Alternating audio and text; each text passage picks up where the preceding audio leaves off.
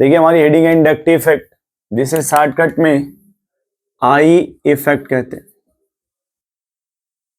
जिसे क्या बोलते हैं? आई इफेक्ट, है ना। इसमें क्या होता है? डिस्प्लेसमेंट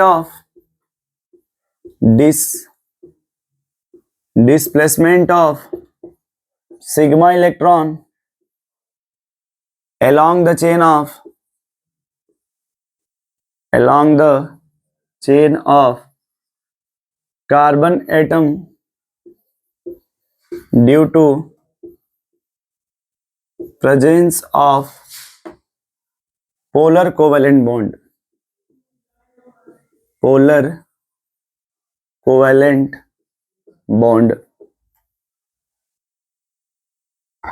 अब देखो जैसे यहाँ पे एक वर्ड आता है जिसको बोलते हैं रेफरेंस मॉलिक्यूल।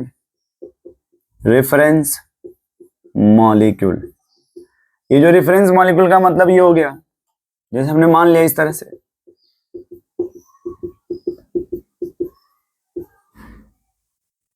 ठीक है, इसको रेफरेंस मॉलिक्यूल बोलते हैं और इसे रेफरेंस एटम बोलते हैं। This is the reference atom. और इंडक्टिव रेफरेंस एटम किसको माना गया है? हाइड्रोजन को। इंडक्टिव इफेक्ट में रेफरेंस एटम किसको माना गया है? हाइड्रोजन को। रेफरेंस थोड़ा सा इसको बाहर निकाल के समझेंगे तो और अच्छे समझ में आएगा। जैसे मान लीजिए सी है, this is the non polar. ये कैसा है? Non polar. दूसरा है CH बॉन्ड है। अगर देखा जाए CH बॉन्ड में तो इसकी इलेक्ट्रोनेगेटिव ज्यादा होती है, तो ये CH होगा, ये निगेटिव और ये पॉजिटिव आएगा। जैसे आप इसको पोलर बॉन्ड कह सकते हैं। लेकिन ये देखा गया कि सर यहाँ पे ये जो लगभग ये निगेटिव है और ये पॉजिटिव है, ये नेग्लेक्जिबल के बराबर होता है। किसके? नेग्लेक्जिबल होता है। मीन्स आप जब भी CH बोलेंगे तो नॉन पोलर बोलेंगे। इसे क्या बोला जाएगा? Non polar. नॉन पोलर का मीनिंग होता है कि नो चार्ज, उस पर कोई चार्ज नहीं होगा, कोई किसी तरह का कुछ भी उस पर तनाव या कुछ टेंशन कुछ भी नहीं होगा, उसी को नॉन पोलर कहते हैं। उसे क्या कहते हैं भाई? नॉन पोलर कहते हैं। अब सवाल है कि सर ये माहौल कैसे बदलेगा? देखो अब यहाँ पे सबसे इंपॉर्टेंट ये होता है कि मान लो ये CH बॉन्ड ये पोलर है क्या है? जैसे ये देखो, ये H और ये Cl, ये पार्शियल नेगेटिव, ये this is the polar bond. इसे क्या बोला जाता है भाई? Polar bond. अब ये तो बॉन्ड पोलर हो गया। अब जैसे यहां देखो जो रेफरेंस में लिखा उसको मैं इधर समझा रहा हूं फिर से। ये this is the non polar. क्या है ये? Non polar. और जब ये नॉन पोलर है तो इसकी वजह से ये जो कार्बन की चेन है, ये चेन ये भी नॉन पोलर है। ये चेन क्या है? Non polar.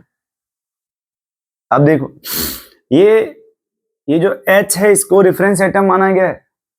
अगर हम किसी को अदर एटम से रिप्लेस करते, मान लो हमने वहां पे लगा दिया Z, ये कार्बन की चेन, और हमने यहां पे लगा दिया Z, और इसकी वजह से इस चेन में पोलराइजेशन आ जाए। क्या आ जाए? पोलराइजेशन आ जाए। या फिर हमने यहां लगा दिया कार्बन की चेन से Y लगा दिया, और इसकी वजह से अगर इस चेन में पोलराइजेशन आ जाए, इसकी वजह से इसमें क्या आ जाए? पोलराइजेशन। तो इसी पोलराइजेशन को कौन सा इफेक्ट कहते हैं? Inductive effect. इसी पोलराइजेशन को कौन सा इफेक्ट कहते हैं? Inductive effect. अब देखो वो पहचानेंगे कैसे? ये जो Z है इसका कंपैरिजन हमेशा H से किया जाएगा। या तो इसकी इलेक्ट्रोनेगेटिविटी हाइड्रोजन से ज्यादा होगी, या फिर इस Y की इलेक्ट्रोनेगेटिविटी मान लो हाइड्रोजन से बहुत ही कम होगी। दो तरह का कंडीशन बनेगा। या तो इस Z की इलेक्ट्रोनेगेटिविटी हाइड्रोजन से बहुत ज्यादा होगी, या फिर इसकी इलेक्ट्रोनेगेटिविटी हाइड्रोजन से बहुत कम होगी। लेकिन अगर ये मान लो जो Z है इसकी अगर इलेक्ट्रोनेगेटिविटी जो Z की लगभग ये किसके बराबर अगर है? H के, तो नो इंडक्टिव। तो इसमें कोई इंडक्टिव नहीं होगा। तो इसमें कोई इंडक्टिव नहीं होगा। सुन रहे भैया? इसमें कोई इंडक्टिव नहीं होगा।